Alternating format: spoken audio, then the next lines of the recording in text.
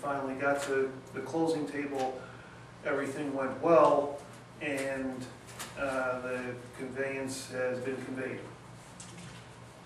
So, as now we are still, there are a number of conditions that are still outstanding, so primarily the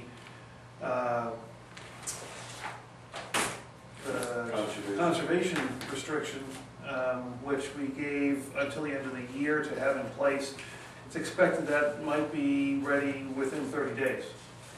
So things are moving along very well. Now it's just a matter of getting the CPA funds in flow, and I think Ed's got that in, ready to roll as well. Any questions for Rich? The MOA was attached to closing. The date? Last Friday. The MOA was supposed to be attached to the deed, wasn't it? How did that happen?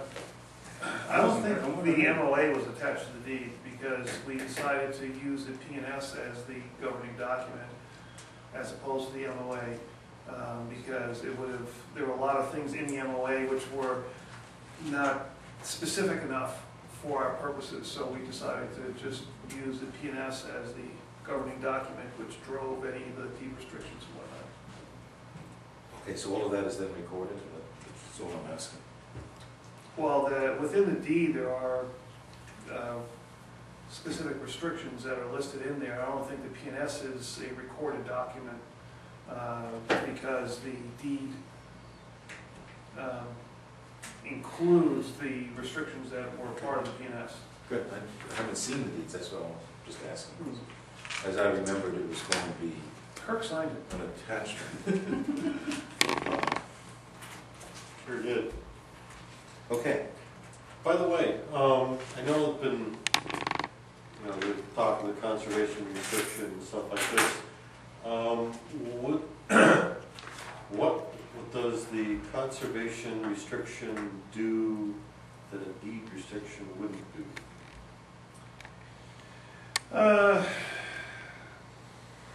I think they, in essence, are one and the same because the conservation restriction is a recorded document that prohibits the use of the property for anything other than recreation, Active, passive. educational, passive, right, that kind of thing. Yeah. But it is. I think it even probably has more weight because it carries forward to further conveyance. Whereas A deed restriction. a deed, I think, a restriction, I'm not quite certain, may or may not, depending on how it's conveyed. Right. The only thing that that had crossed my mind when that whole issue was being talked about was the way I envision a conservation restriction is that it would say prohibit any building.